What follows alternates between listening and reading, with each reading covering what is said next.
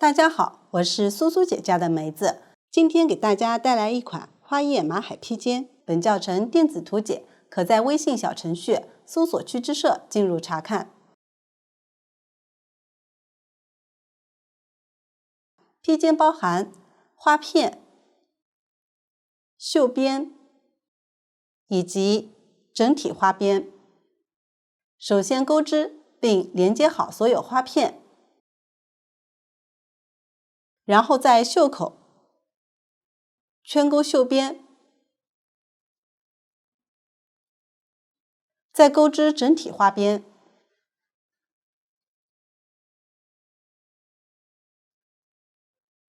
最后，如果需要，制作抽绳。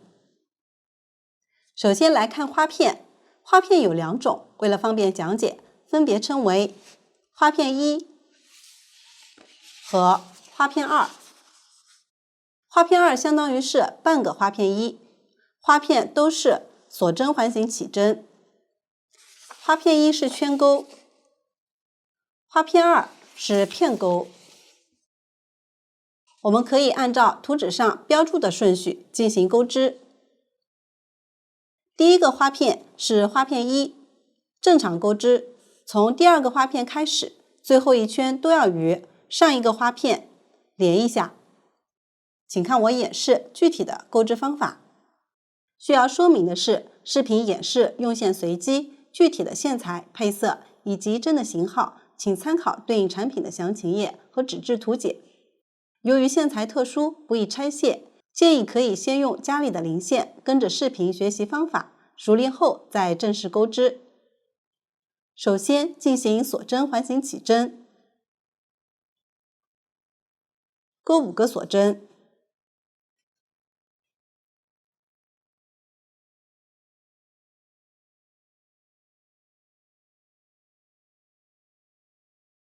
然后回到第一个锁针位置，挑1到2根线，引拔。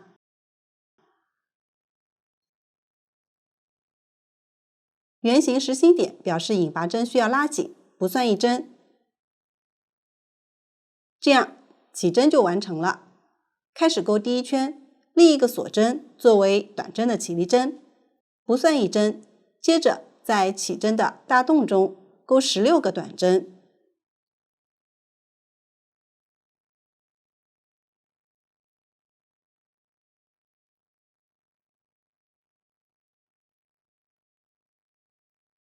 针数较多，边钩边往右侧移一下。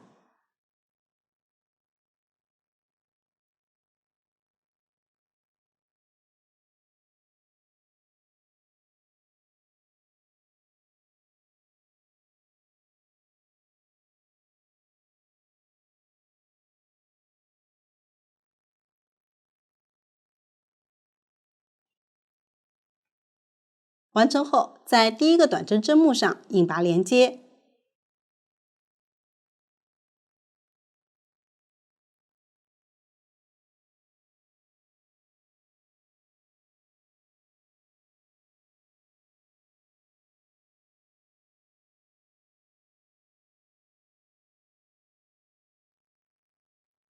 第一圈就钩好了，接着钩第二圈，立4个锁针，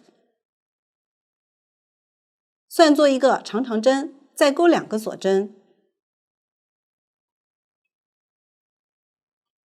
然后在第3个针目上，先钩一个长长针，绕线2圈，穿入针目，将线钩出，依次绕线，将线从前2个线圈中钩出，重复3次。长长针完成，一个锁针，同一个针目再钩一个长长针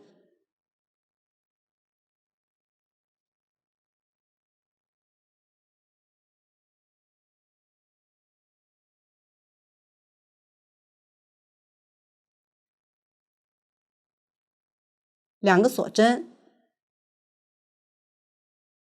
不算开头的锁针，从这个长长针开始，重复这一段针法。下方每次都是跳过一个针目进行钩织。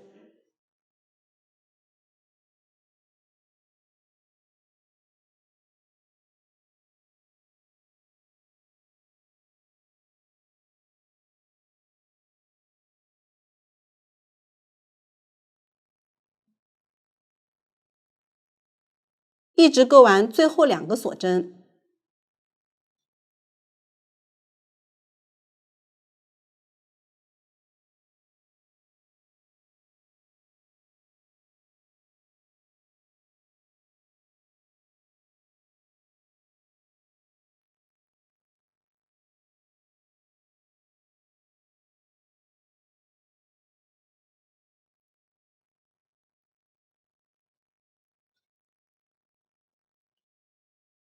完成后，在第一个短针针目上，也就是这里引拔的相同入针位置，钩一个长长针。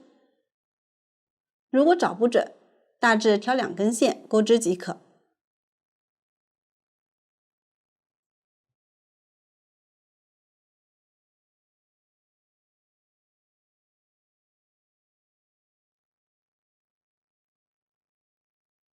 完成后，在起立针第4个锁针上，也就是这个针目右侧第3个锁针上，挑2根线，钩一个短针连接。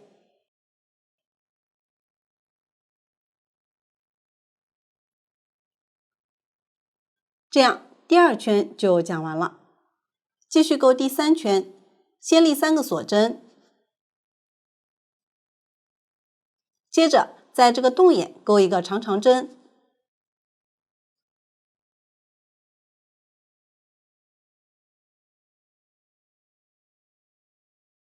然后钩3个锁针，接着在左侧第2个洞眼，也就是1个锁针的洞眼，同时钩一个长针，一个锁针和一个长针，再钩3个锁针。这一圈都是在1针锁针的洞眼中钩织。接着在左侧这个洞眼，先钩一个长长针2针的枣形针，也就是先在这个洞眼钩2个长长针未完成针。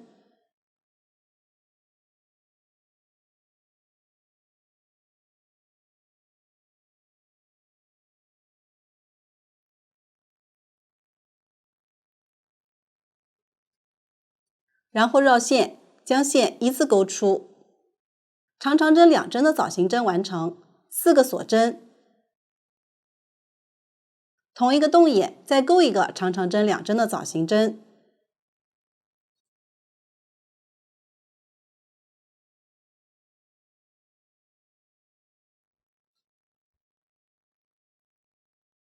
接下来从这3个锁针开始，重复这一段针法。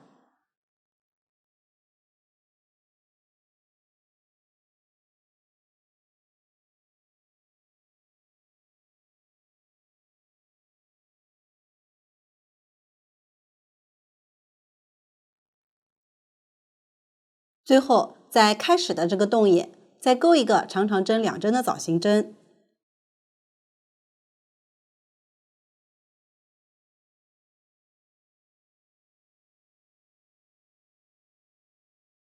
，2个锁针，然后在这个长长针针目上钩一个中长针连接。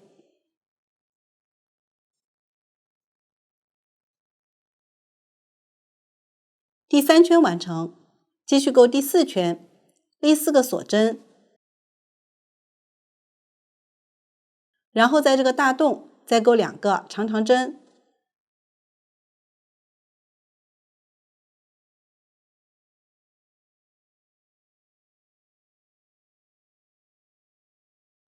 完成后3个锁针，这2个长针之间的洞眼，同时钩一个长长针、3个锁针和一个长长针。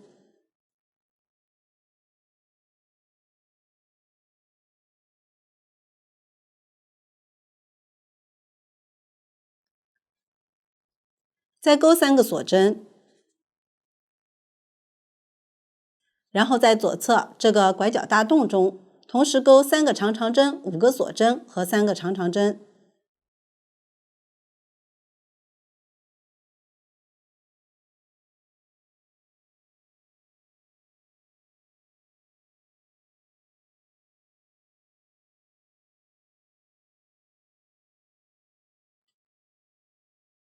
接下来，从这3个锁针开始，重复这一段针法。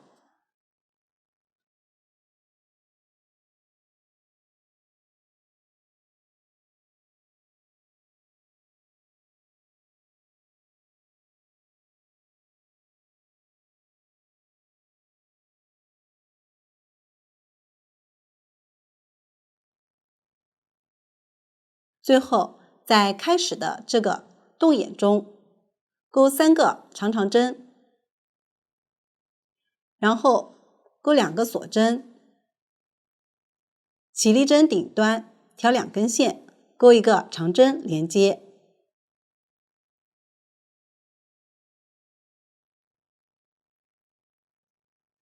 第4圈完成，继续钩第5圈，立3个锁针，然后在这个起立针上，也就是连接的这个长针入针位置钩一个长针，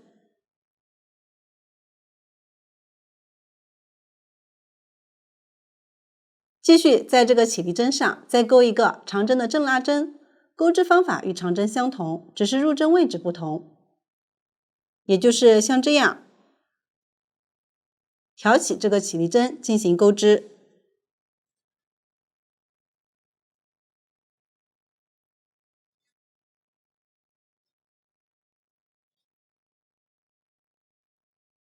接着在左侧这个长长针针目上钩一个长针，然后挑起这个长长针，再钩一个长针的正拉针，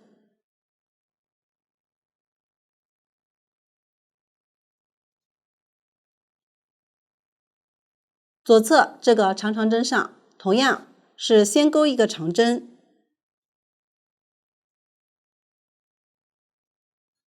再钩一个长针的正拉针，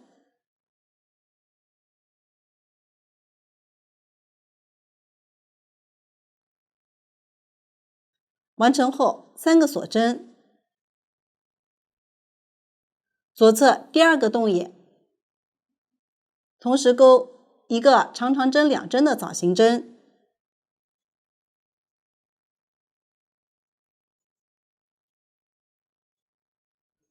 ，3个锁针和一个长长针2针的枣形针，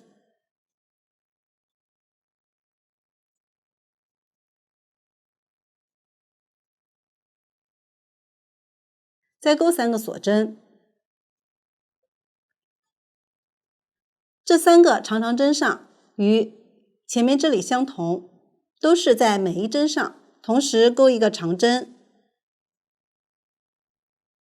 和一个长针的正拉针。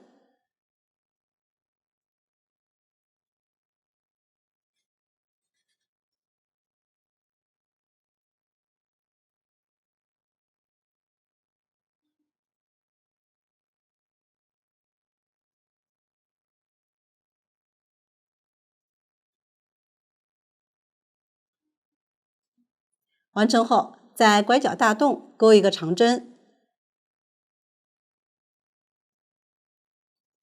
不算起立针，重复这一段针法。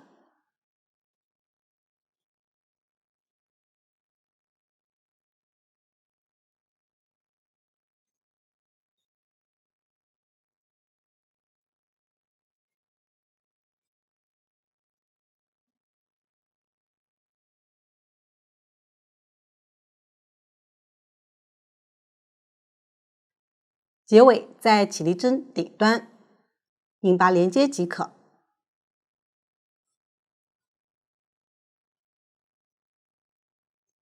第5圈就讲完了，继续钩第6圈，立4个锁针，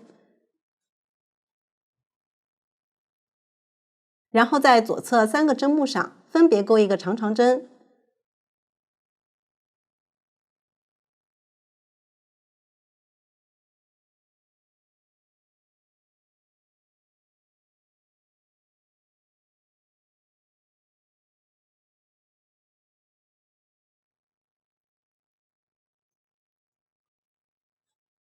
完成后5个锁针，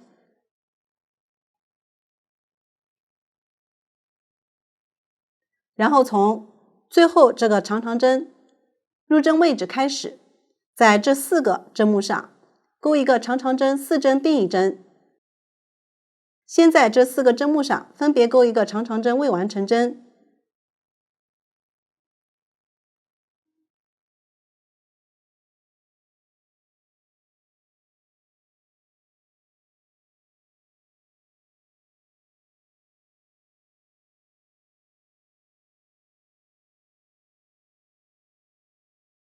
然后绕线，将线依次钩出。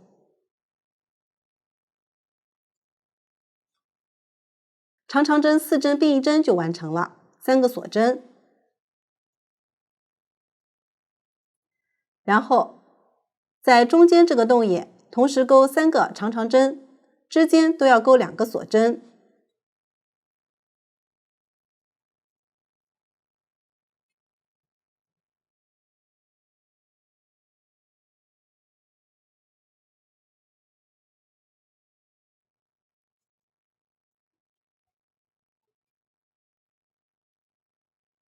完成后3个锁针，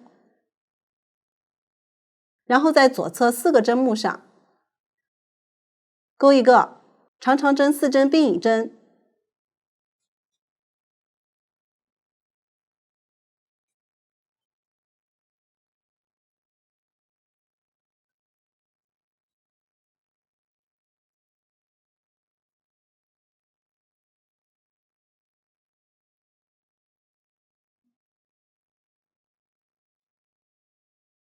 ，5个锁针，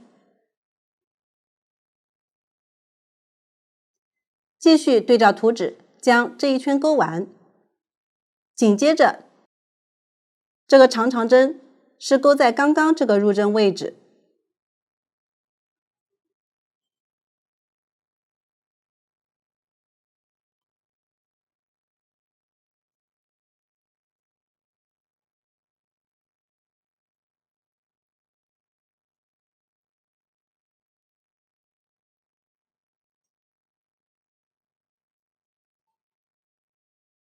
最后这个长长针钩在起立针上，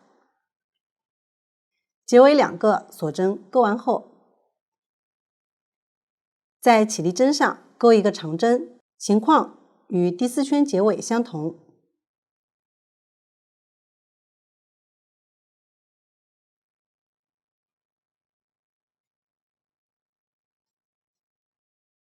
现在第6圈就讲完了，继续钩第7圈，开头直接钩7个锁针，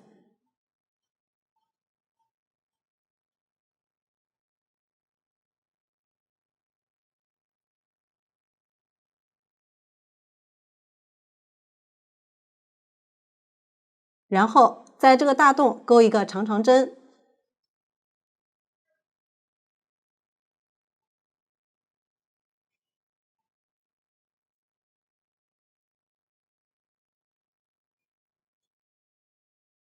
接着钩一个长长针正拉针的4针并1针，也就是在这个起立针以及左侧3个长长针上分别钩一个长长针正拉针的未完成针。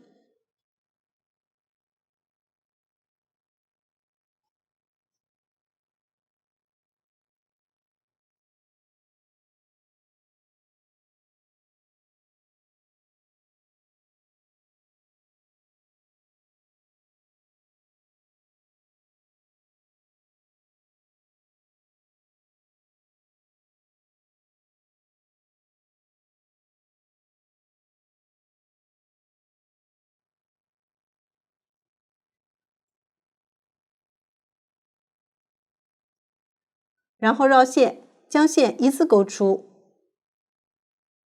这个就是长长针正拉针的4针并一针，接着钩5个锁针。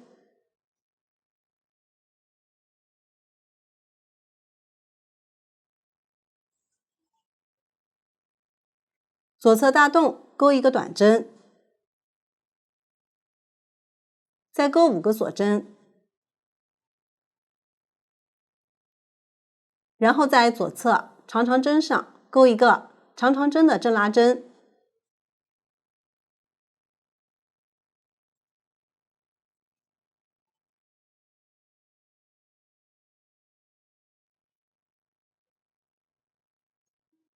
，2个锁针，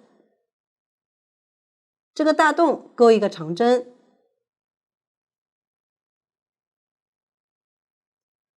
左侧针目钩一个长针，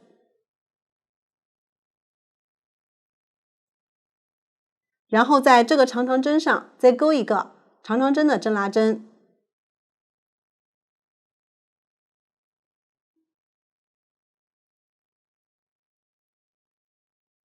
左侧洞眼钩一个长针，2个锁针，继续在左侧这个长长针上钩一个长长针的正拉针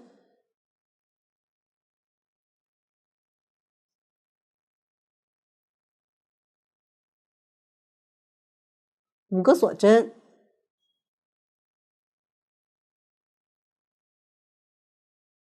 这个洞眼钩一个短针，再钩5个锁针，然后在这4针上钩一个长长针正拉针的4针并一针，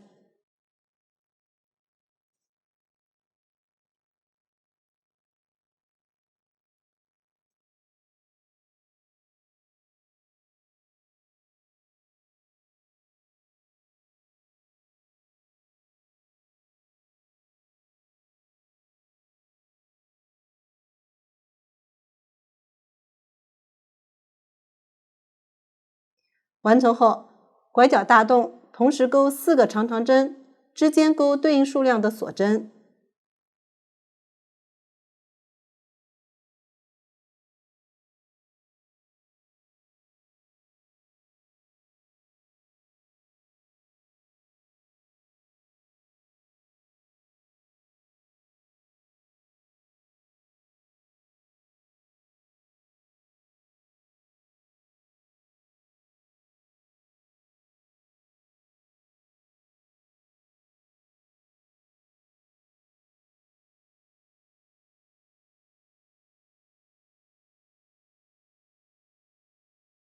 接下来从这个并针开始，重复这一段针法，将这一圈钩完，这样第7圈就讲完了。继续钩第8圈，立3个锁针，洞眼再钩2个长针，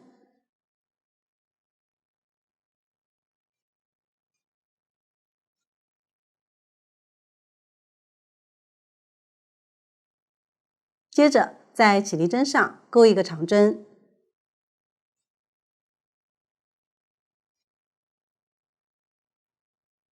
继续在左侧洞眼同时钩3个长针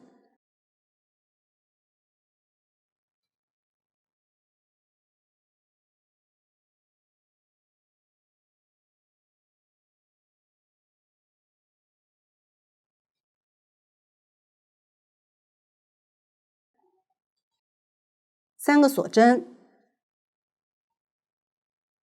接着在左侧2个洞眼分别钩一个短针，短针后面分别钩5个锁针和3个锁针。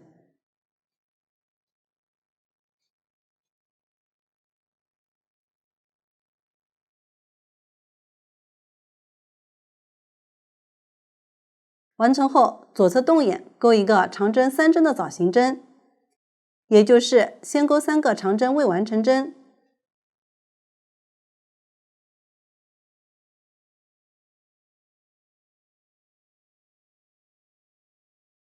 然后绕线，将线依次钩出，长针3针的枣形针完成，3个锁针，然后在中间这个长长针针拉针的针目上钩一个短针，接着与前面对称钩织。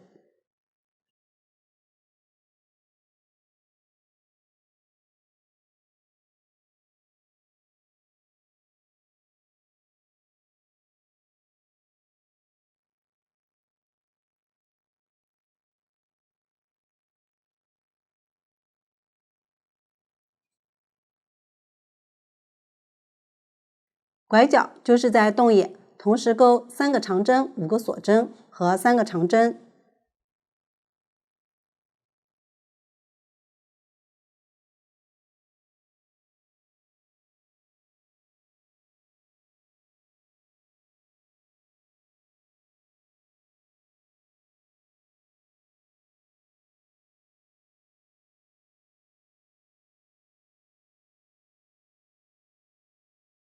接下来大家对照图纸将这一圈钩完，并钩完第9圈。第9圈的短针都是在对应的锁针洞钩织。钩完后正常断线即可。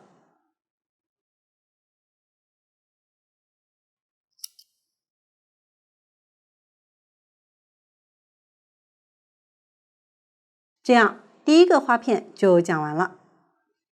继续看第2个花片，这里图解有省略。这个花片的第9圈，其中一条边需要与上一个花片的任意一条边连接。除了需要连接的边钩法有所不同，前8圈以及第9圈的其余边都是正常钩织。这里我用这个小样简单演示一下连接方法。假设我钩这条边的时候进行连接，首先钩好拐角的前2个锁针，第3个锁针不钩，改为在上一个花片的拐角洞眼钩短针。注意，从这个花片的反面入针，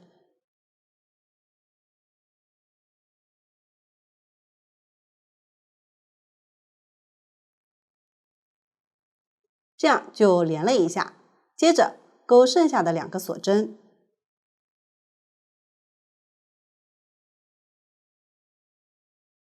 然后在拐角洞眼再钩2个长针，之间钩1个锁针。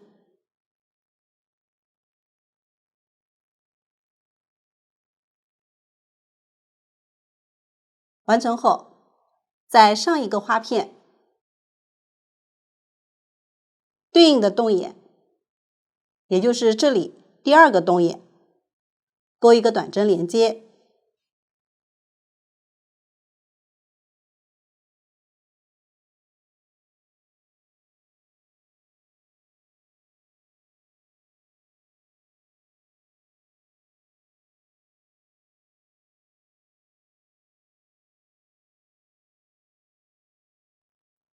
接下来，除了连接的位置需要将锁针改为短针，其余位置针法正常钩织，将这条边连完。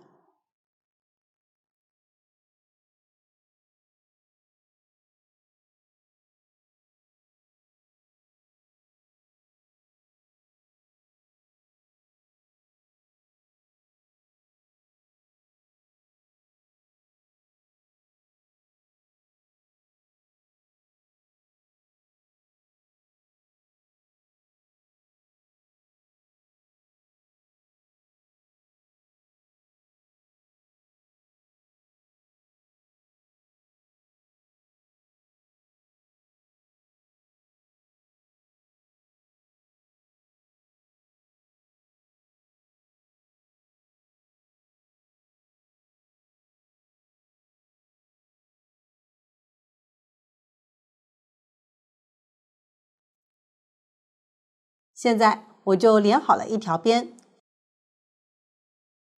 剩下的继续正常钩完即可。这样第2个花片就讲完了。接下来继续将这一排剩下的花片钩好并连好，情况都与第二个花片相同。这一排完成后，继续钩织并连接上方的花片一。开头这个只要连接这样的一条边，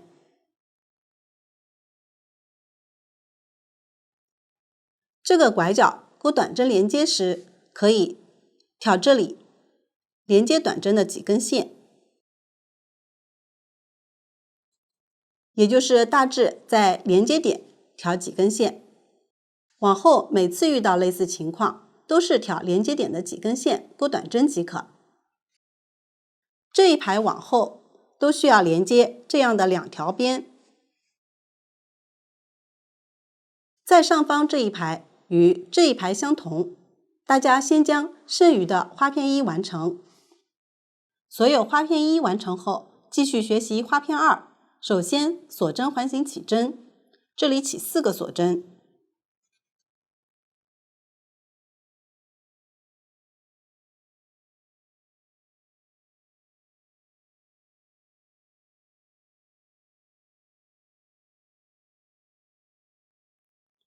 完成后，开始钩第1行，立一个锁针，然后在动眼钩9个短针。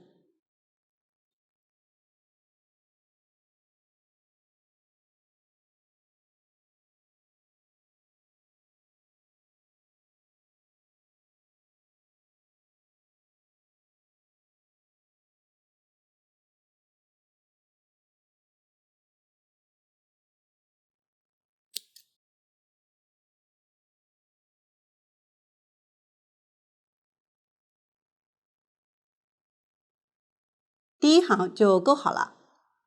我们将第1行的正面作为整个花片的正面，接着钩第2行。花片2是片钩，每一行都按照箭头指向看图解，立4个锁针，翻到反面，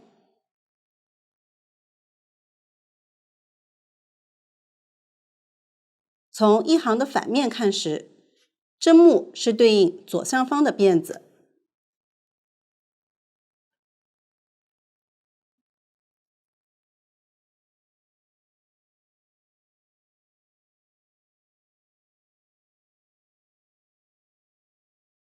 在边缘这个短针针目中钩一个长长针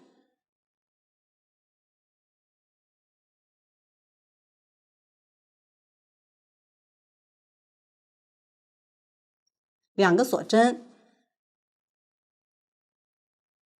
下方跳过一个针目，在左侧第2个针目上同时钩一个长长针、一个锁针和一个长长针。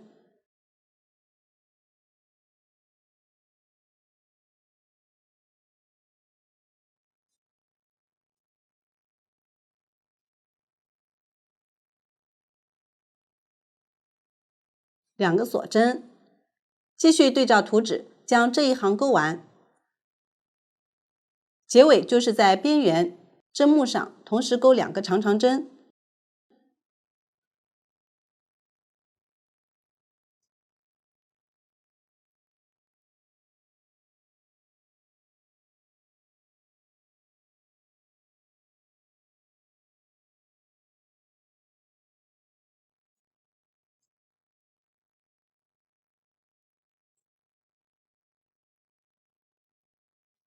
现在第2行就钩好了，继续钩第3行，第3个锁针，翻到正面，在边缘针目上钩一个长针，3个锁针，然后在左侧这个1针锁针的动眼中同时钩一个长长针2针的枣形针。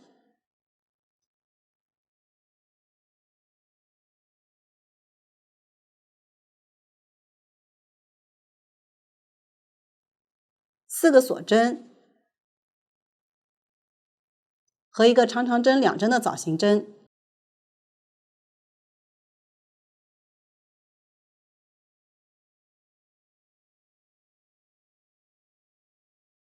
继续对照图纸钩完这一行。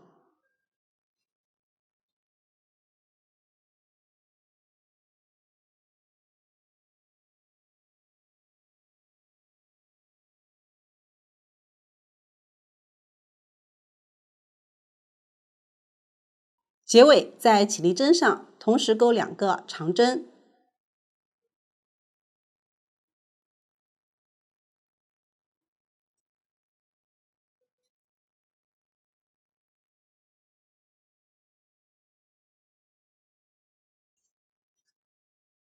第3行完成。继续钩第4行，开头直接钩5个锁针，翻到反面，边缘针目上钩一个长长针，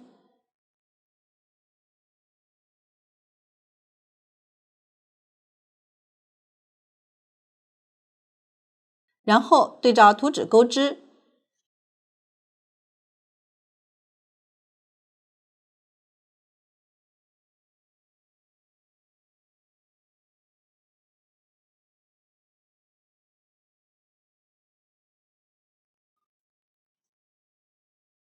结尾在边缘起立针上同时钩一个长长针、一个锁针和一个长长针。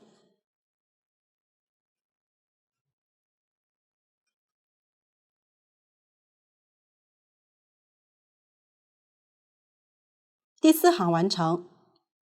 第5行开头直接钩5个锁针，翻到正面，然后在左侧洞眼钩一个长长针2针的枣形针。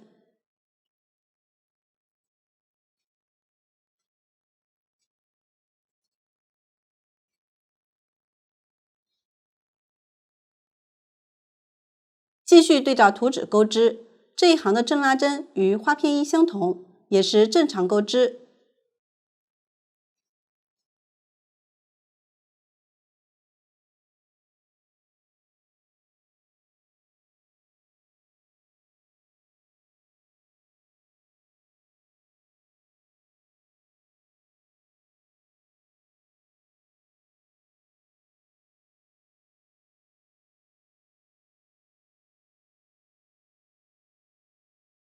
结尾先在洞眼钩一个长长针2针的枣形针，一个锁针，最后一个长长针可以继续在同一个洞眼钩织，也可以在起立针第4个锁针上挑2根线钩织。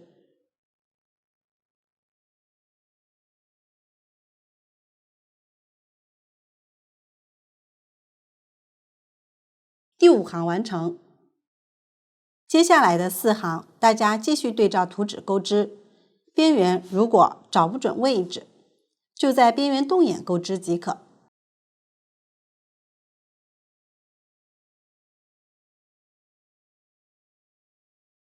对于开头这个花片2来说，最后一行这条完整的边需要与下方花片1连接，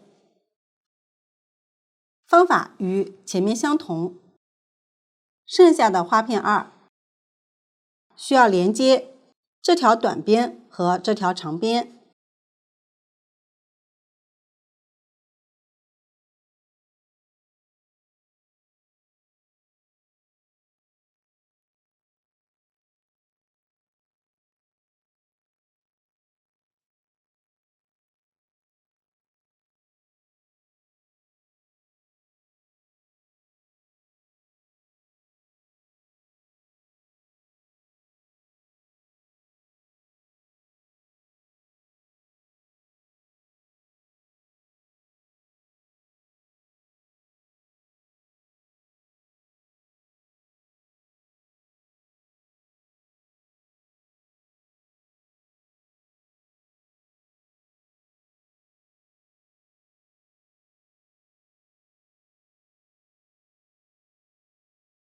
大家继续对照图纸，将剩下的花片2也钩完并连完即可。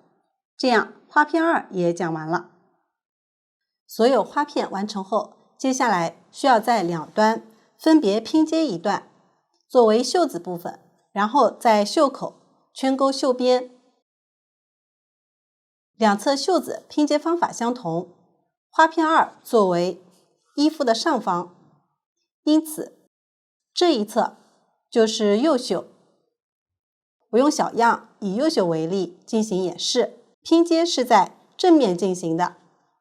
我从袖口往内侧均匀拼接，对照图纸要拼接到这里，第二个花片中间。大家可以先看我演示，再动手操作。首先可以用几个记号扣将需要拼接的这一段临时固定几个点，没有记号扣时可以用别针或者回形针代替。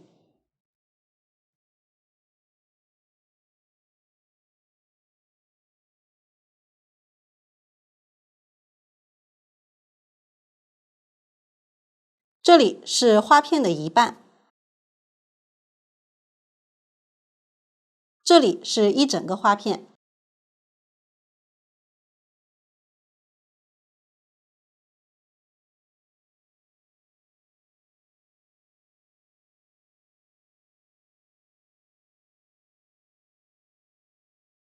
然后在这个花片2边缘长长针针目上接线，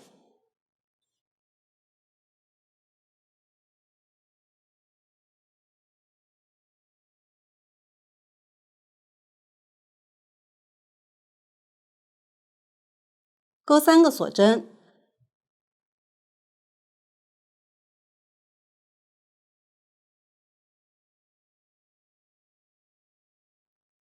这个花片1拐角洞眼钩一个短针连接，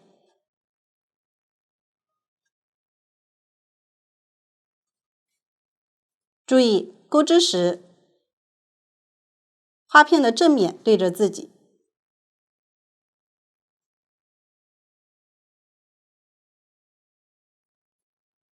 2个锁针，挑起这个长长针，钩一个短针连接，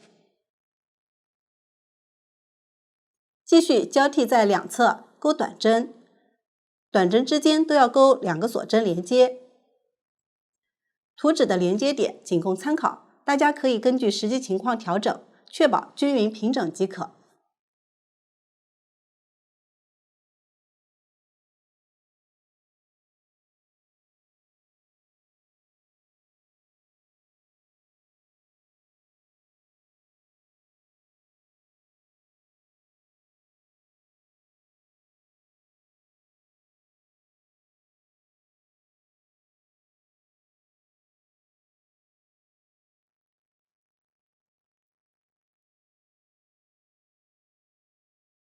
拼接完成后，正常断线。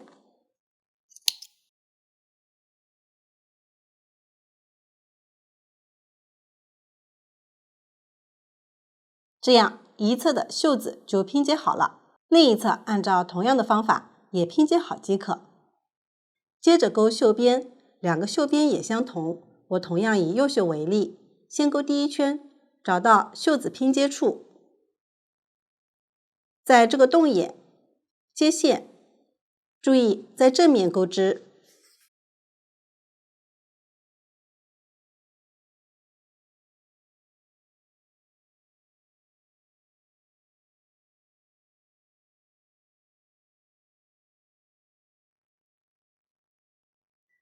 另一个锁针，接线处钩2个短针，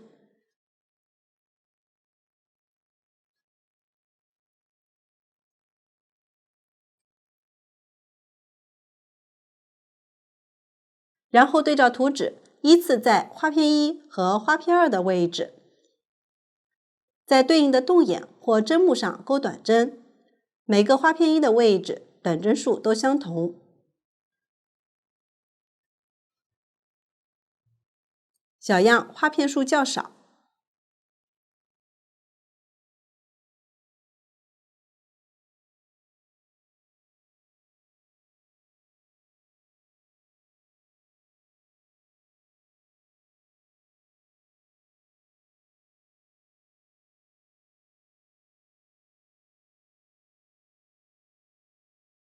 全部钩完后核对一下针数，最后在开始的短针针目上引拔连接。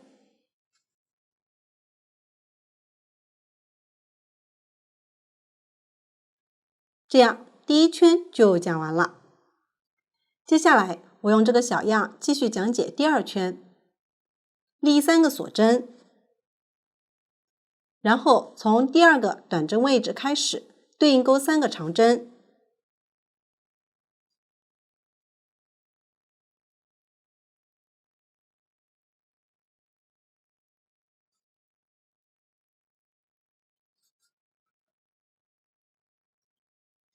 2个锁针，下方跳过2针，钩一个长针，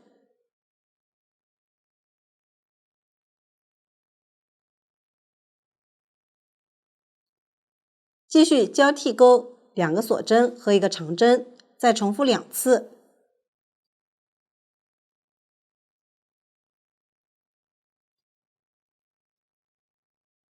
长针钩织时，下方都要跳过2针。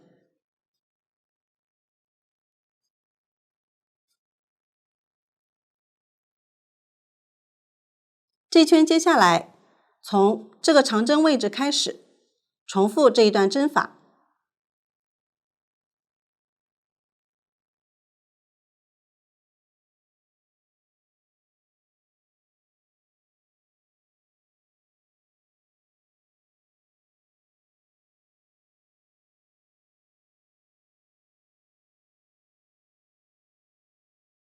完成后，在起立针上引拔连接，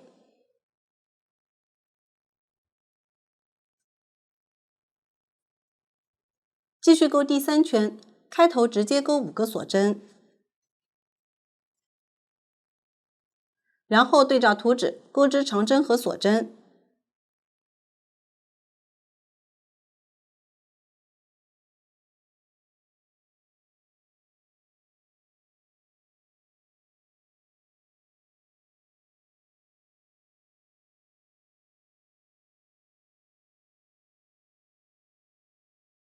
最后，在起立针第3个锁针上引拔连接，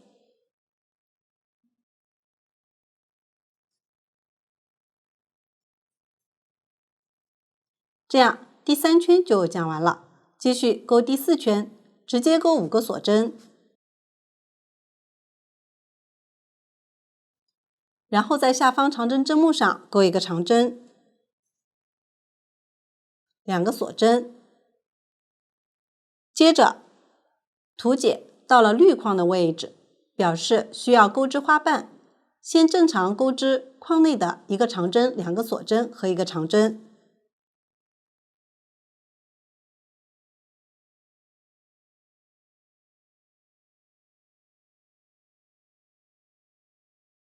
完成后，开始钩花瓣，也就是在这个框内，按照箭头指向，依次钩4个花瓣。先钩第1个花瓣，立3个锁针，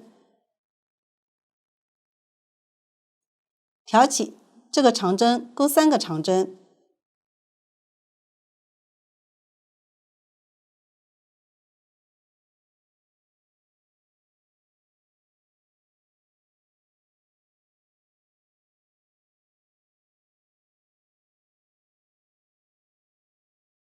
然后钩3个锁针，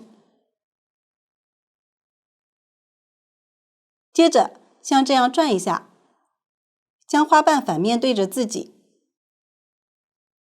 在花瓣的相同入针位置钩一个引拔针，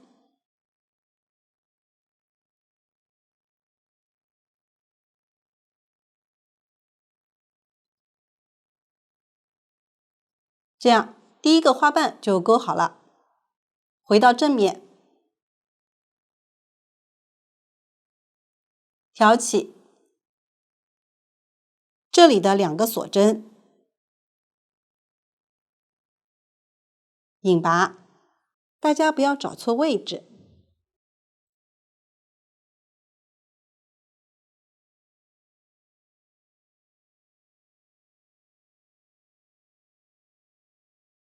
立3个锁针，继续挑起这2个锁针，钩3个长针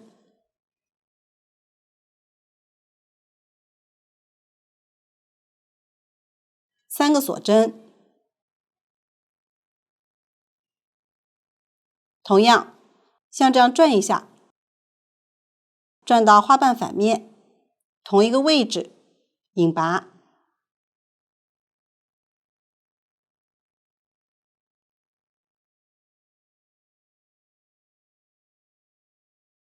第2个花瓣完成，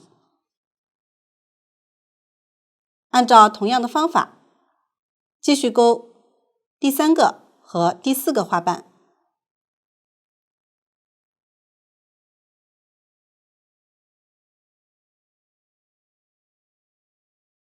大家钩织时不要找错位置。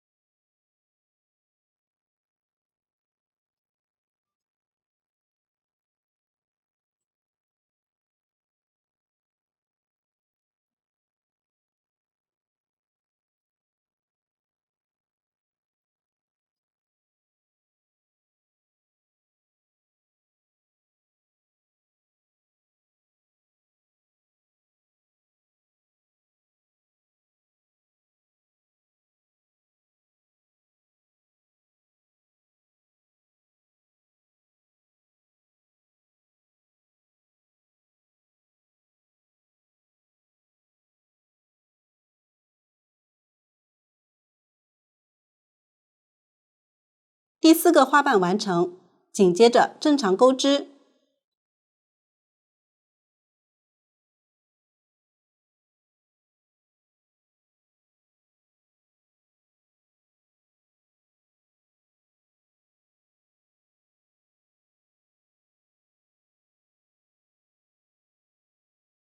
往后每次遇到绿框，就先将框内的一个长针、2个锁针和一个长针钩好，接着钩这样的4个花瓣。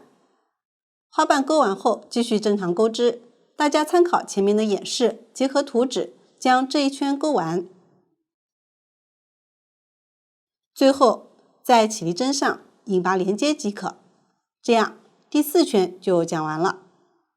继续钩第5圈，先对照图纸钩织。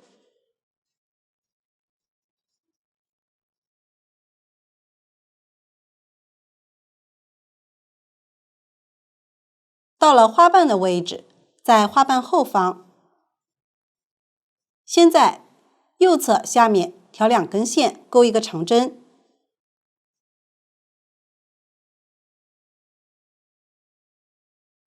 这里的位置不固定，大致即可。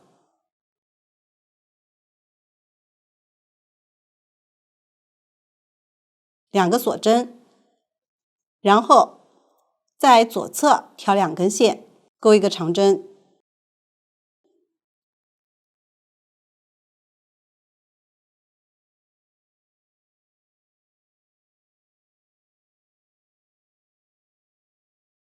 2个锁针，继续对照图纸正常钩织。每次遇到花瓣就挑两侧下方的2根线，分别钩长针即可。将这一圈钩完。接下来大家继续对照图纸钩绣边，一直钩完倒数第2圈。钩完后，最后钩一圈短针。下面我用这个小样讲解最后一圈。最后一圈钩短针时，每6针钩5针。可以参考图纸，在对应的针目或锁针洞中钩织。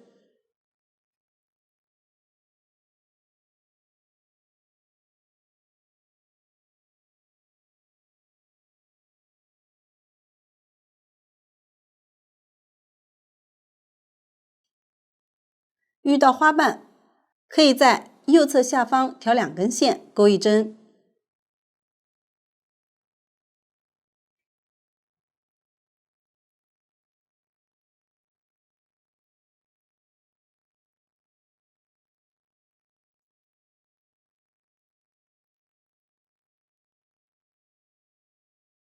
然后穿入花瓣中间3个长针之间的2个缝隙，分别钩一针。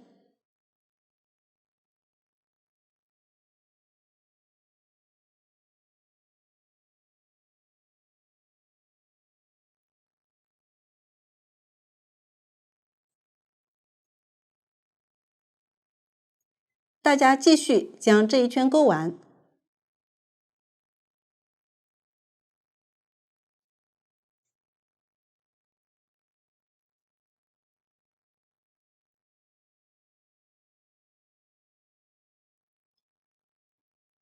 最后引拔断线即可。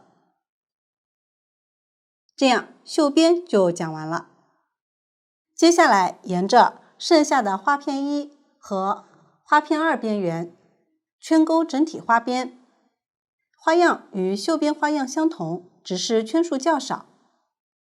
整体花边第一圈同样是钩1圈短针，大家可以按照图解进行钩织。图解的起始位置，在左袖这里的拼接处动眼接线，钩一个短针，然后在这些花片1位置依次钩短针。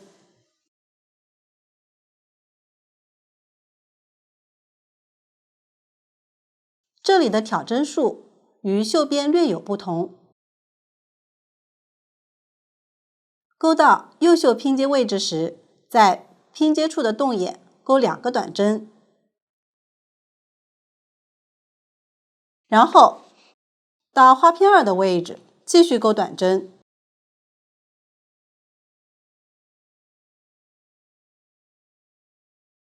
钩完后，在开始接线的这个动眼钩最后一个短针，并引拔连接。剩余圈数对照图纸钩织，最后一圈也是钩短针，情况与绣边相同。大家参考前面的演示，将整体花边也完成即可。接下来制作抽绳，抽绳包括绳子和珍珠纽扣。绳子是用2根线合骨钩织锁针，绳长80到90厘米。如果剩线没有2个线团，可以同时从一团线的中心和外面分别取线。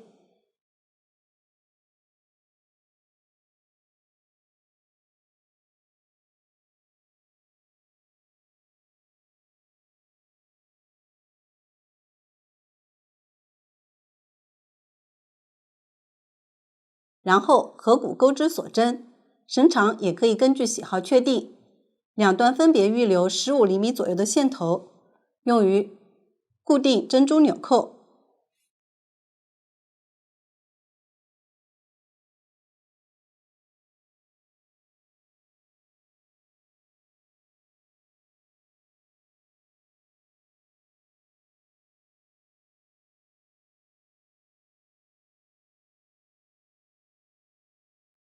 绳子钩好后，先将绳子穿到绣边第2圈上，起始位置大致位于袖子拼接处这里。可以将末端的线头穿上缝针，借助缝针来穿。穿好后，用线头将珍珠纽扣固定上去即可。到这里，这款披肩就讲完了。如果大家在编织过程中还有不清楚的地方，可以与我们的客服联系。苏苏姐家一针一线，享受生活乐趣。感谢大家的观看，我们下集再见。